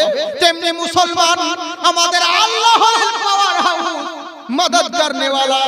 কিন্তু আমাদের উপরে মাদদ আসে না, কারণ হলো একটাই, আমাদের অভিভাবকের সঙ্গে আমাদের কোনো সম্পর্ক না। সম্পর্কটাই তো বিচ্ছিন্ন হয়ে গেছে, আল্লাহর সঙ্গে কানেকশনটাই তো দূরত্ব হয়ে গেছে। কি করব? যেখানে আমাদের শান্তি, যেখানে শান্তি পাওয়া যায় আমরা সেই জায়গাটাই তো কেটে দিয়েছি। বুঝলে? আমরা ওই জায়গাটাই তো কেটে দিয়েছি তার, তাহলে আর কি করে পাবো বলো পৃথিবীর বুকে? এই তো হচ্ছে আমাদের অবস্থা। তাই জেনে রাখো তোমার সেদিন ঈমান কমজোরি হয়ে গেছে। আজকে ঈমান কমজোরি হয়ে গেছে বলে কেমন করে আমি তো বুঝতে পারলাম না। বলে এরই জন্য তোমাকে বলতে আছি ঈমান কমজোরি হয়ে গেছে। বলে কেন? বলে আচ্ছা বলো তো দেখি, প্রথম দিন গাছ কাটতে যাচ্ছিলে কেন জানো? তোমার মনে ভয় এসেছিল আল্লাহর জমিনে থাকছি, আল্লাহর খাচ্ছি, আল্লাহর পড়ছি, আর আল্লাহকে বাদ দিয়ে মানুষ গাছের পূজা করছে, শিরিক করছে, এই লেগে তোমার মনে ভয় ঢুকে গেল। তাই তুমি আল্লাহর প্রতি ভরসা রেখে কাঁধে কুড়াল নিয়ে গাছ কাটতে গিয়েছিলে, ঈমান মজবুত ছিল। তাই সেই দিন তুমি আমার সঙ্গে কুস্তি লড়েছিলে, আল্লাহ তোমাকে মাদদ করেছিল, তাই তুমি জয়ী হয়ে গেছিলে। আজকে তুমি এসেছো পয়সা পাওনি বলে, আজকে গাছ কাটতে আসনি, এসেছো ওকে 3 দিন তোমাকে পয়সা দেইনি, এরই লেগে গাছ কাটতে এসেছো। আজ তোমার ঈমান কমজোরি হয়ে গেছে, এরই লেগে তো আল্লাহ তোমাকে মাদদ করে নাই, তুমি দুর্বল হয়ে গেছো, আমি জয়ী হয়ে গেলাম। বোঝা গেল সব থেকে শক্তিমান পাওয়ার নাম হলো ঈমান। ঈমান যদি তোমার মজবুত থাকে সব জায়গায় জয়লাভ হবে, ঈমান যদি কমজোরি হয়ে যায় সব জায়গায় তুমি বরবাদ হবে। তাই জেনে রাখো সব থেকে শক্তিমান কোন হাতিয়ার, কোন পিস্তলের নাম নয়, সব থেকে পাওয়ারফুল জিনিসের নাম হলো ঈমান। ঈমান যদি থাকে তোমাকে সবাই ভয় করবে, ঈমান কমজোরি হয়ে গেলে সব জায়গায় বেকার হবে। তাই কাউকে দেখে অবহেলা করিও না, ঈমান যদি মজবুত থাকে তার কথা মাথা পেতে মেনে নিও। কিন্তু উনি করলেন কি? বললেন ওনাদেরকে গভর্নর হাউসে আমার কথা তোমরা শোনো, রাত্রে বেলায় বাড়ির বাইরে কেউ বেরোবে না। বয়স্ক মানুষ মনে করে এরা অবহেলায় কাটিয়ে দিল। এখান থেকে বলছিলাম যেখানে যাই আবার ঠিক জায়গায় আসবো, বুঝলেন? বয়স্ক দেখে এরা অবহেলায় কাটিয়ে দিল, কোনো গুরুত্ব দেয় না, নিজে ঠিক মতো দাঁড়াতে পারে না, দেখো বড় বড় ভাষণ দিচ্ছে, চলো রাত্রে বেলায় দেখা যাবে।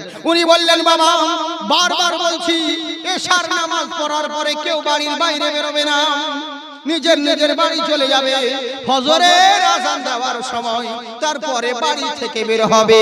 আর এর মধ্যে যদি কাউকে রাত্রে বেলায় খারাপ নিয়তে বাড়ির বাইরে বেরোও, কেউ জিন্দা বাড়ি ফেরত যাবে না, তখন কিন্তু আমাকে দোষী করলে হবে না। বলে ঠিক আছে হুজুর তাই হবে। যে যার কথা মোতাবেক শুনে মাথা পেতে ঘর চলে গেল। অবশেষে গভর্নর হাউসে একটা বাচ্চা ছেলে দাঁড়িয়ে রইল। উনাকে বলছে বাচ্চা রে তুমি কি বাড়ি যাবে না? বাচ্চা ছেলে ইনার কপালের চোখের দিকে তাকিয়ে আছে। বলে কি দেখছো রে, কি দেখছো তুমি আমার চোখের দিকে? বললে হুজুর আমি নবী দেখি নাই, আমি দেখতে আছি আপনার চোখে। আপনার চোখে নবীকে দেখেছেন, নবীর চক্ষু মুবারক আপনার চোখে পড়েছে, আমি আপনার চক্ষু দিদার করছি, আমার নবী দেখার আশা পূর্ণ হচ্ছে। আমি আমার নবী দেখার আশা পূর্ণ হচ্ছে। কেমন চিন্তা করুন। বলে তুমি এত ভালোবাসো? বলে হ্যাঁ। বলে বাবা তোমার নাম বলো? বলে আমার নাম হলো আব্দুল্লাহ। বলে আচ্ছা বলো তো বাবা? বলে বলেন হুজুর তুমি আমার একটা কাজ করে দিবা। বলে হ্যাঁ বলেন কি করতে হবে? বলে আমি একটা চিঠি লিখছি, ওই চিঠিটা বাড়ি যাওয়ার সময় যে কোনো জঙ্গলে যে কোনো গাছের মধ্যে তুমি যে চিঠিটাকে টাঙিয়ে দিয়ে নিজের ঘর চলে যাবে আর পিছন ফিরে দেখবে না। বলে ঠিক আছে হুজুর তাই হয়। বুঝলে কথা শুনলেন? বাচ্চা ছেলে দেখো আমাদের বাচ্চা নয়, ইমানদার বাচ্চা। বাবা মা ঝাড় যেমন ভালো হবে কোন চিন্তা কোন হবে? ঝাড় যদি গোলমাল, ইটের ফার্মা যদি গোলমাল হয় তো ছেলে কি আর ভালো হবে? বুঝতে পারছেন? আমাদের ছেলে পেলে ভালো হয় না, কারণটা হচ্ছে এরিটাই। যদি আমরাই তো ভালো নাই তো কি হবে? বুঝেছেন? কোন ছেলেকে দেখলাম না ভালো জিনিস। একটা মুসলমানের ছেলে গজল মুখস্থ নাই, কোন দোয়া মুখস্থ নেই, দরুদ নেই, জানাজা পড়তে যাবে তা জানে না, কিন্তু কি জানে? ওকে গান বলতে বলেন 100টা গান বলে দিবে। 100টার আমি তো কম বললাম, তার বেশি গান বলে দিবে, কত যে গান মুখস্থ আছে বুঝলেন, সব টাইম টাইম করে বলে দিবে, কিন্তু ভালো কথা বলে ও জানে না। কেন? কারণ আমরাই তো শিক্ষা দিই ঘরের ভিতরে, মা বোন আমরাও তো তাই, ছেলেদেরকে শিক্ষা দিব তবেই না, কিন্তু আমরা তো নিজেও শিখবো না, ছেলেদেরকেও শিখবো না। আবার একটু কোনো কিছু হলে বলে টিউশন যদি ছেলে না যায়, তখন গার্জেনকে বলি, বাবাকে বলি ফোন করে। কিন্তু যদি দিনের পর দিন চলে যাচ্ছে, ছেলে আমার নামাজে যায় না, ছেলে আমার রোজা রাখে না, ওই দিক দিয়ে তখন আমরা ছেলেকে শাসন করি না। বলে কি করবে, এখন ছোট আছে, বয়স্ক আছে। এই তো হচ্ছে আমরা এইভাবে অবহেলায় কাটিয়ে দিচ্ছি, বুঝলেন কি হচ্ছে, সমাজ তো হচ্ছে আমাদের এইভাবে দুর্বল হয়ে যাচ্ছে। আমরা নিজেও শিখি না, অপরকেও শিক্ষা দিই না। আমাদের বাড়ির মধ্যে ইসলাম জিনিসটা নেই। নামাজি আছে, একজন হয়তো নামাজ পড়ে দিল, কিন্তু বাড়ির মধ্যে ও শুধু নিজেই নামাজি, আর কার বাড়িতে কাউকে নামাজ পড়তেও বলে না, ও নামাজ পড়ার কোনো তালিমও দেয় না, ও যা চায় যে যা পাচ্ছে তাই, বুঝলেন। এই তো হচ্ছে আমাদের অবস্থা। হ্যাঁ, অনেক কিছু বলার ছিল, বহুত কিছু বলার ছিল, কিন্তু ব্যাপারটা হচ্ছে কি জানেন তো, বলবো কারে আর শুনবে কে? এটাই তো হচ্ছে অবস্থা। আপনারা আমার প্রোগ্রাম দেখেন, অন্য জায়গায় যখন এসেছি, কোনো জায়গায় হয়তো মোবাইলেও তো দেখতে পান। হ্যাঁ, তো এই হচ্ছে অবস্থা। তো ব্যাপারটা হচ্ছে কি, ওই যে সমাজের অবস্থা দেখে ব্যবস্থা করতে হচ্ছে। এই সময় এই লোক আছেন এখানে, যদি আমি সেরকম কাজ করি, আমার মতন যদি মাদ্রাসার জালসা ইলিমানা যদি আলিমানা তাকরির শুরু করি, হ্যাঁ, তাহলে শুধু মৌলবীগুলোই শুনবে আর স্টেজে তালবিলে বলে আরে বসে থাকবে, বাহ বাহ সুবহানাল্লাহ সুবহানাল্লাহ বলবে, কিন্তু যে কয়জন আছেন সব লুঙ্গি তুলে পালাবে। হ্যাঁ গো, বুঝলেন তো? এই লেগে যাতে না পালিয়ে যান, এর লেগে যেখানে যেমন পরিস্থিতি অনুযায়ী কাজ করতে হয়, আমাদেরকে অলরাউন্ডার বলা হয়, বুঝলেন তো? যেখানে যে অবস্থা হয় সেখানে সেই রকম ভাবে কাজ করতে হয়। হ্যাঁ, বিয়ের বাড়িতে মরার কাঁদুল কাঁদলে হয় না, মরার বাড়িতে বিয়ের গীত গাইলে হয় না। বলার বহুত কিছু ছিল, কিন্তু সবকিছু বলতে পারছি না, বলার পরিবেশ সেরকম নেই। হ্যাঁ, এরই জন্য নইলে পরে বহুত কিছু বলার ছিল, অনেক কিছু আপনাদেরকে বলতাম, কিন্তু দুঃখের বিষয় হচ্ছে ওটাই, বুঝলেন। যাক যাক, আপনারা তো মোবাইলে শুনছেন, শুনে নিবেন, কিন্তু এই মোবাইলে লেগে খুব সমস্যা। জোড়হাত করে বলছি, ইউটিউবে বক্তাকে দেখে দিয়া জাওয়াত করিয়েন না। ইউটিউবে বক্তা দেখে এটা জেনে রাখেন, সব বক্তা আলিম নয়, আর সব আলিম বক্তা নয়, বুঝলেন তো? অনেক আছে, বহুত আলিমও আছে, বক্তাও আছে, হ্যাঁ, কিন্তু 70% সব বেশিরভাগই তো, হ্যাঁ গো, খালি যা ইচ্ছে তাই। মসজিদে হচ্ছে গো, রাজমিস্ত্রি কাজ করেছে, মৌলবীর সঙ্গে ভাত ভাত বহে এখন নামাজ রোজা করে, দাড়ি টাড়ি রেখেছে, 27 তারাবিদি লাইলাতুল কদরে একটা গজল গেয়ে বক্তব্য দু চারটে একটা ওই মৌলবীরই ওয়াজ শুনে শুনে, আমাদের ওয়াজের ওয়াজ শুনে শুনে কিছু বলে ওই 20 মিনিট কি 15 মিনিট মতন মসজিদে ওয়াজ করে ওটাকে ভিডিও করে নেটে ছেড়ে দিয়েছে। অন্য জায়গা থেকে ফোন করছে, বলে হুজুর এই বক্তাটাকে দাওয়াত করে দেন না, আপনার পরিচিত না, দারুণ গলা তো, দারুণ বক্তা তো। তাই নাকি? বলে হ্যাঁ। এবার আমি যখন নাম্বার দাও তো নিচে আবার বক্তাদের সারা লজ্জাও নাই, স্টেজেও বলছে আপনারা ফোন করবেন, আমার অমুক অমুক চ্যানেলে ভিডিও পাবেন, আমার মোবাইল নাম্বার গজলের সাথে নিচে নাম্বারও বলছে। আবে তুই জালসা করছিস, তোর ওয়াজে হেদায়েত এরই লেগে তো হয় না, তুই তো নিজের আজ করতেই ব্যস্ত, বুঝলে। আমরাও তো পারি, আমাদের ভিডিও করতে পারি না, লাখ লাখ আমরা ভিডিও করতে পারি, আমরা কত প্রোগ্রাম কিন্তু করি না। যারা করছে এখন কি করবো, কিছুদিন আগে নিষেধ করছিলাম, তার করতে দিই না, করুক, এরাও দিনের খিদমতের জন্য করছে, সবকিছুর জন্য দরকার আছে, বুঝেছে। তো এরকম অনেক হয়। তো তারপরে নাম্বার দেওয়া আছে, ফোন করছি যে ভাই হযরত আপনাকে একটা প্রোগ্রামের জন্য বলছিল দক্ষিণ দিনাজপুরের জন্য, তো আপনি কি আসতে বলছে। আপনি কে বলছেন? আমাকে বলছে, আচ্ছা আমি বলছি জাকির হোসেন সাহেব। বলছে জাকির হোসেন এসে চতুর্বেদী সাহেব না? বলছে হ্যাঁ হ্যাঁ হ্যাঁ। আরে হুজুর চিনতে পারছেন? বললাম কে তুমি? বলে আমি সাজু মিস্ত্রি। বলছে সাজু মিস্ত্রি?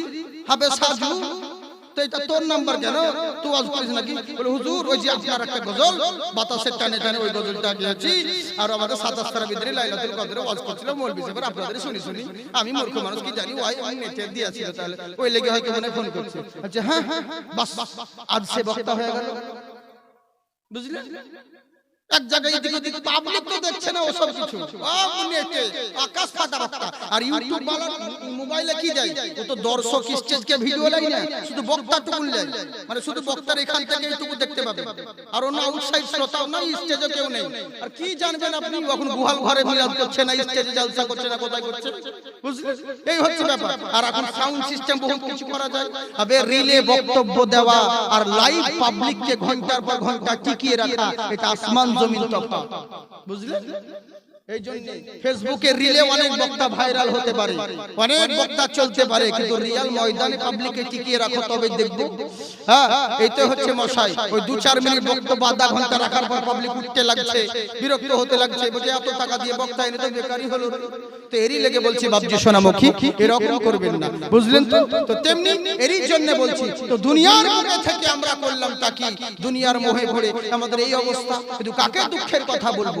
এই জন্য সমাজ আমাদের অবস্থা এই হচ্ছে। তাই ঈমানই মজবুত আপনারা রাখুন, ঈমানদার যদি আপনারা হন, আপনাদের ঘরে যদি ইসলামিক চর্চা থাকে, আপনাদের সন্তানেরাও সেরকম ইসলামিক পরিবেশে থাকবে। আজকে মাদ্রাসার তালিবে ইলমরা, মাদ্রাসার জালসা, আজকে মাদ্রাসার যে তালিবে ইলমরা মাদ্রাসায় পড়ে, এরা ভালো টাকা বেতন পাবো বলে পড়ে না, বড় মৌলবি হব, বড় ডিগ্রি হাসিল করব, ভালো টাকা ইনকাম করব, এই উদ্দেশ্যে মৌলবিরা পড়ে না বা পড়াই না। ভালো চাকরি পাবো, লোকের নাম করবে, এই জন্য পড়াই না।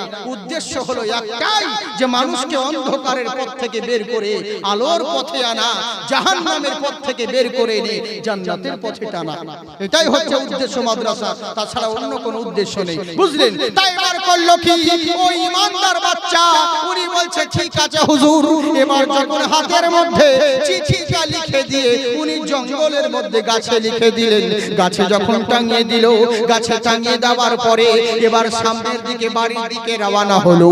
পরের দিন রাত্রে বের হওয়ার পরে যখন ফজর হয়ে গেল, সকাল হওয়ার পরে, ফজর আযান দেওয়ার পরে সবাই ঘর থেকে যখন বের হচ্ছে, রাস্তায় আর পা বাড়া যায় না, রাস্তায় আর পা বাড়ানো যাচ্ছে না, চারিদিকে রক্ত, কোন লাশের বডি এক জায়গায়, কোন লাশের মাথা এক জায়গায়, কারো হাত গাছে ঝুলছে, পুরো রাস্তা রক্তে লেলিহান হয়ে গেল।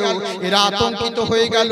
গ্রামের লোক গভর্নর হাউসে হাজির হলো, হাজির হয়ে বলছে হুজুর, ও আমাদের আমিরুল মুমিনিন, ও গো আমাদের নেতা, বলে কি হয়েছে বলো, এত চিৎকার কেন সকাল সকাল? বলে হুজুর আর বলবেন না, দেশে অঘটন ঘটে গেছে, দেশে দুর্ঘটনা হয়ে গেছে। বলে কি হয়েছে? বলে আমাদের দেশে কে আক্রমণ করে দিয়েছে, কে বিপদ সংকেত দেখা দিয়েছে। বলে কি হলো রে? বলে হুজুর আর বলবেন না, আমাদের দেশে কে আক্রমণ করে দিয়েছে, রাস্তায় এখন পা বাড়ানো যায় না, রাস্তায় পা বাড়ানো যায় না, চারিদিকে লাশ পড়ে আছে, রক্তে লেলিহান হয়ে আছে, কিছু একটা করুন। তখন উনি বলছেন তাই নাকি? বললে হ্যাঁ। বলে আমি আগেই নিষেধ করেছিলাম, বাড়ির বাইরে তোমরা কেউ বের হবে না, দেখলে তো কি অবস্থা। বলে হুজুর তাহলে আপনি করেছেন? বলে হুজুর তাহলে আপনি করেছেন? আমরা তো ভেবেছিলাম যে অন্য কেউ আক্রমণ করে দিয়েছে আমাদের দেশে, কিন্তু এখন তো আপনার কথা শুনে মনে হচ্ছে আপনিই করেছেন। বলে না বাবা না, আমি কিছু করিনি, আমার কি শক্তি আছে? আমার শরীরকে দুর্বল শরীর, আমার কি সেই শক্তি আছে? কখনোই নয় বাবা, আমি তো দুর্বল মানুষ, আমি কি করে মারতে পারি? বলে তাহলে এতগুলো লোককে মারলো কে? বলে তুমি কি কোরআন নবীর হাদিস শোনোনি, কোরআন পড়োনি? বলে কি, মান কানা লিল্লাহি কানা আল্লাহু লাহু, যারা আল্লাহর হয়ে যায় আল্লাহ তাদের হয়ে যায়। সুবহানাল্লাহ বলে, যারা আল্লাহর হয়ে যায় আল্লাহ তাদের হয়ে যায়। তোমরা শোনো। বলে কি? বলে শোনো, তোমরা বাড়ি চলে গেছিলে, আমি একটা চিঠি লিখেছিলাম একটা বাচ্চার হাতে দিয়ে, বাচ্চাকে বলেছিলাম বাবারে জঙ্গলের যে কোনো গাছে এটা টাঙিয়ে দিবি। বাচ্চা যখন গাছে টাঙিয়ে দিয়েছিল, বাড়ি চলে যাওয়ার পরে রাত্রে বেলায় আমার কথা অমান্য করে, আমি বয়স্ক মানুষ বলে আমার কথা অ্যাভয়েড করে, অবহেলা করে, এরা অমান্য করে বাড়ির বাইরে চুরি করতে বেরিয়েছিল, ডাকাতি করতে বেরিয়েছিল।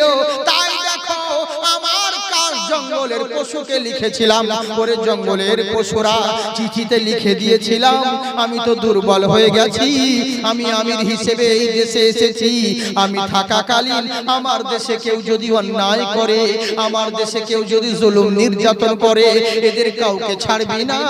তাই তো আমার কথা ওই জঙ্গলের পশুরা শুনেছে, যারা ডাকাতি করতে এসেছিল এদের সবাইকে শেষ করে দিয়েছে, এতে আমি কোনো কিছু করিনি। আমার আল্লাহ বোঝাতে চাইলেন বান্দা শোনো, তুমি যদি আমার গোলাম হয়ে যাও, সারা জগৎ তোমার গোলাম হয়ে যাবে, কিন্তু তোমাকে আগে হেদায়েত হতে হবে। এরই লেগে আল্লাহ বলেন ফামান তাবিয়া হুদায়া, যারা হেদায়াত পেয়ে গেল তারা কামিয়াব হয়ে গেল, তাদের ইহ জগৎ এবং পর জগতে কোথাও ভয় হবে না। আমি আল্লাহ রাব্বুল আলামিন তার জিম্মা নিয়ে নেব। সুবহানাল্লাহ। বুঝতে পারছেন? এই হচ্ছে ব্যাপার। আচ্ছা আমাদের স্পিডে বললে আপনার অসুবিধা হচ্ছে নাকি? বা আমি যাই বলি, আমি কথাও যদি বলি ধীরে ধীরে বলি না, স্পিডে বলি, তাড়াতাড়ি বলি, বুঝলেন তো? মানে কেন টাইমের মধ্যে অনেক ব্যাপার রয়েছে। আমি যদি আপনাদেরকে একটা গল্প কথা বলি তাহলে অনেক টাইম লাগবে। ধরুন যদি বলি তো শুনেন, এটা হবে, ওটা হবে, এটা হবে, এই যে কথা বলছি, আসসালামু আলাইকুম বাবজিরা, কেমন আছেন, ভালো আছেন তো, এই আছেন তো, তাহলে এখানে অনেক টাইম লাগছে। কিন্তু আমি এটাই বলি কিন্তু তাড়াতাড়ি বলি, আসসালামু আলাইকুম বাবজিরা, ভালো আছেন তো, কথা হয়ে গেল, কেসা খতম। বুঝলেন? তাড়াতাড়ি করে বলি, যদি টাইমের দিকে লক্ষ্য রাখতে হয়। মানুষের সব জায়গায় ধৈর্য আছে, কিন্তু জালসা মিলাদ মাহফিলে ধৈর্য থাকে না, মানুষের ধৈর্য থাকে না। এরই লেগে আমি মানে মানুষকে সেরকম বিরক্ত করতে চাই না, বুঝলেন? যাই করি না কেন আমাদের জালসা মাহফিল, এখানে পঞ্চরস যদি হতো 3 দিন কেন 30 দিন হলে পরে পুরো মাহফিল ভর্তি থাকতো। 30 দিন করলে পুরো মাহফিল ভর্তি থাকতো। কিন্তু জালসা তো ওই মৌলবি মাওলানারা কি আলোচনা করবে, ওই নামাজ রোজার কথা, হাদিস কোরআন ফতোয়া ফরাই যেগুলো দিবে, ঈমান আকীদার কথা, আর কি শুনবো, বাস হয়ে গেল। বুঝলেন তো? হ্যাঁ, এই তো হচ্ছে আমাদের অবস্থা। কারণটা হচ্ছে কি, এই যে ইন্টারনেট দেখার ইচ্ছা ছিল, একবার দেখে নিলাম বক্তাকে, মোবাইলে শুনে নিলাম, মোবাইলে তো প্রত্যেকদিনই শুনছি, আবার শুনে নিলাম, হ্যাঁ দেখিনি তাই একবার দেখতে এলাম, দেখা হয়ে গেল, কাজ ফুরিয়ে গেল, এরকম অনেক জায়গায় হয়।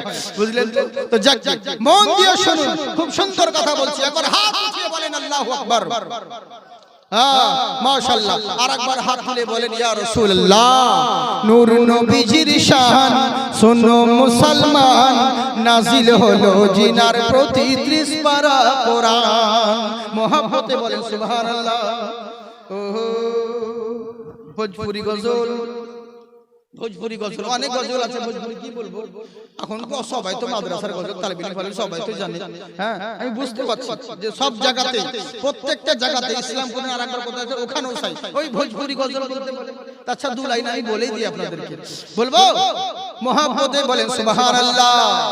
দর্শন কে দিন ওয়ালহরাইল হো জতি মক্কা মদিনা, সুবহানাল্লাহ বলো না, এইভাবে চলবে না।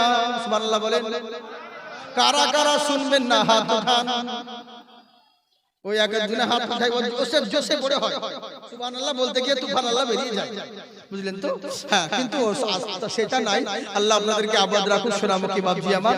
হ্যাঁ একবার হাত উঠিয়ে বলেন আল্লাহু আকবার। আল্লাহু আকবার। এখানে 5 জন ব্যক্তি নাই, 1000 করে টাকা দিবেন, বেশি লাগে 1000 করে, আজ না পারলে কালকে দিবেন, নামটা তো লিখান।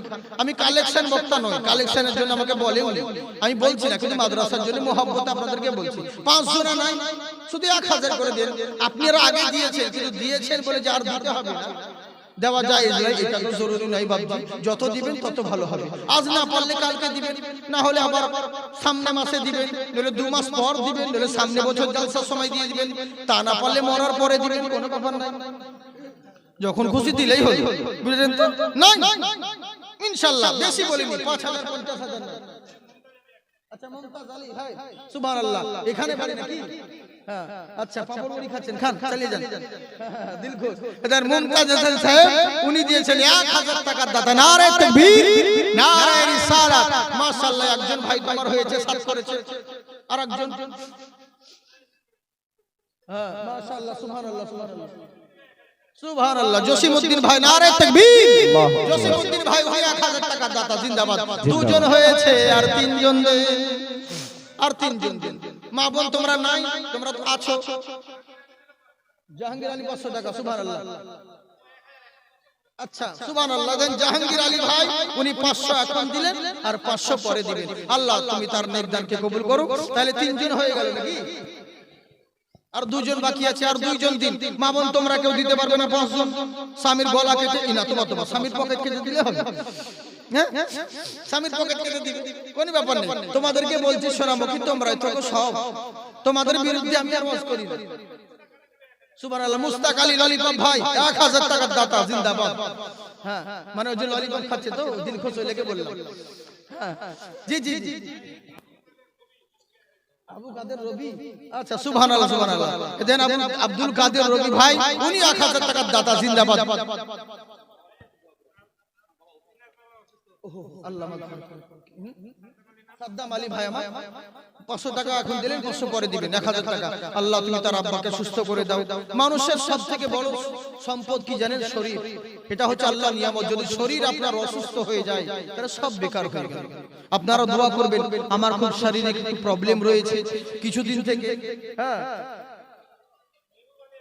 মেহবুবালে 1000 টাকা দিচ্ছে। আমি মাইকে সবকিছু কথা বলছি না, এখানে ইউটিউব হচ্ছে, হ্যাঁ।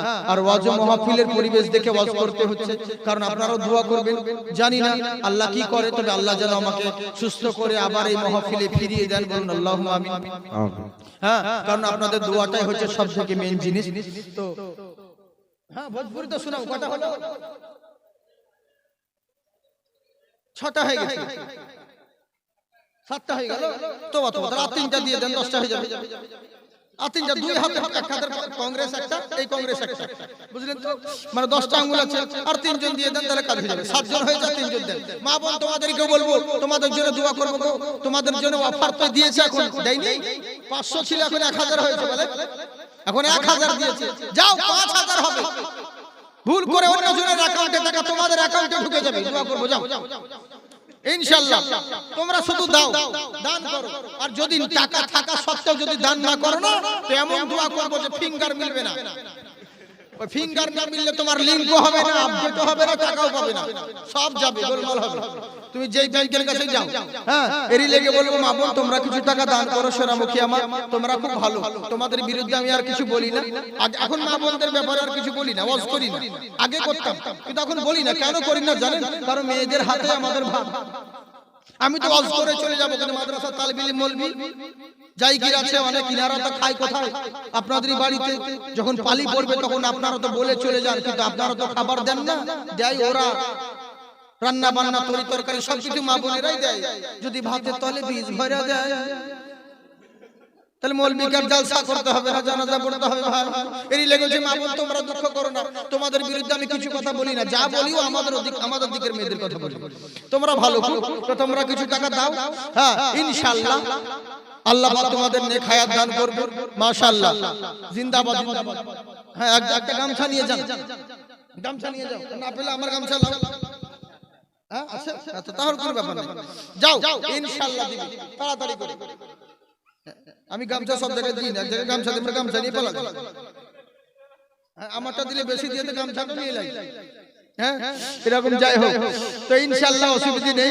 আল্লাহ পাক আপনাদের নেক দান কবুল করুক। হ্যাঁ, কোনো ব্যাপার নেই, যান তাড়াতাড়ি ওখানে দিবে বাচ্চারা। যাও, দর্শন কে দিন ওয়ালে রাইল হো, যদি মক্কা মদিনা মৌসম বাহার ফির আইল হো, ও যদি মক্কা মদিনা। क्या बात, क्या बात, সুবহানাল্লাহ বলেন। सुबहानअल्लाह। अरे मक्के में काबा और जमजम का पानी, मक्के में काबा,